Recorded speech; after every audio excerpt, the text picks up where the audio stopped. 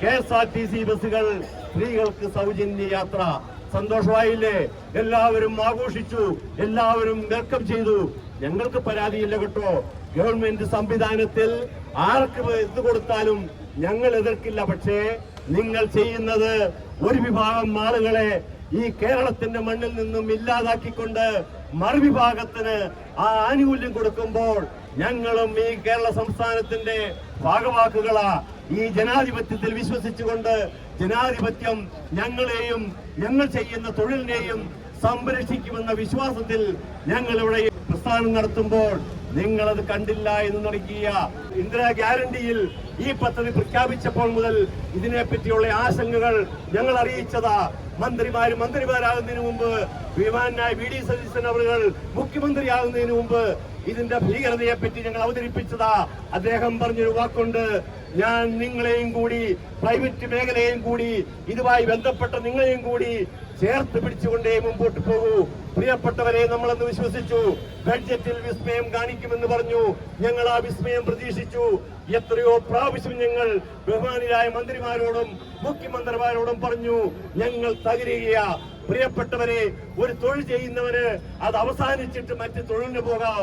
പക്ഷേ ഇതിന് മുതൽ മുടക്കിയവര് 40-45 ലക്ഷം രൂപ ഒരു മുതൽ മുടക്കി റോഡിലൂടെ ഓടുമ്പോൾ ഏതാണ്ട് 75,000 മുതൽ 1 ലക്ഷം രൂപ ഒരു മാസം CC അടയ്ക്കുന്നതായിട്ടുണ്ട്. നമുക്കറിയാവുന്നത് പോലെ ഒരു ദിവസം നിർത്തിയിട്ടാൽ 10 ദിവസം നിർത്തിയിട്ടാൽ ആ ബാധ്യത പിന്നെ ഒരു വരുമാനത്തിലൂടെയും കൂടെ നമുക്ക് റിക്കവറി ചെയ്യാൻ സാധ്യമാവില്ല.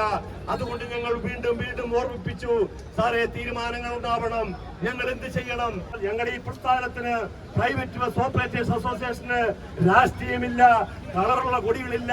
ഞങ്ങൾ ഒറ്റ സംഘടനയേ ഉള്ളൂ. ആ സംഘടനയിൽ നാനാജാതി മതസ്ഥരും എല്ലാ പാർട്ടിക്കാരും ഒക്കെ ഇതിനകത്തുണ്ട്.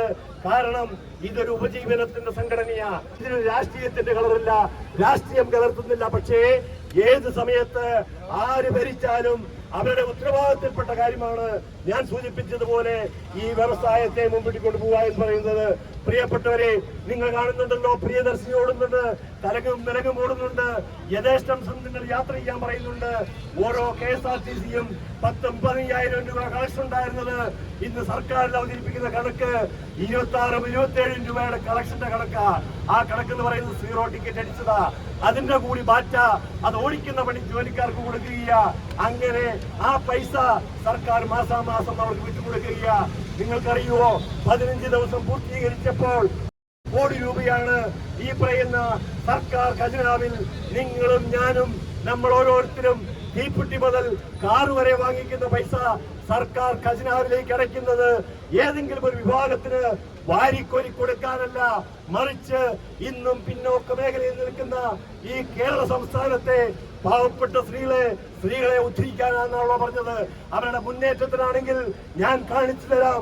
വിവിധങ്ങളായ പ്രദേശങ്ങളിൽ ഇന്നും പഴുതായുടെ അടിയിൽ തന്റെ കുഞ്ഞുങ്ങളെ ചേർത്ത് പിടിച്ചുകൊണ്ട് മരണറിയാതെ കിടക്കുന്നവരുണ്ട്. പ്രിയപ്പെട്ടവരെ, ഞാൻ ചോദിക്കട്ടെ, ഞങ്ങൾ തരുന്ന ഈ ടാക്സും കൂടി എടുത്തുകൊണ്ട് നിങ്ങൾക്കൊരു വീട് വെച്ച് കൊടുക്കാമായിരുന്നല്ലോ.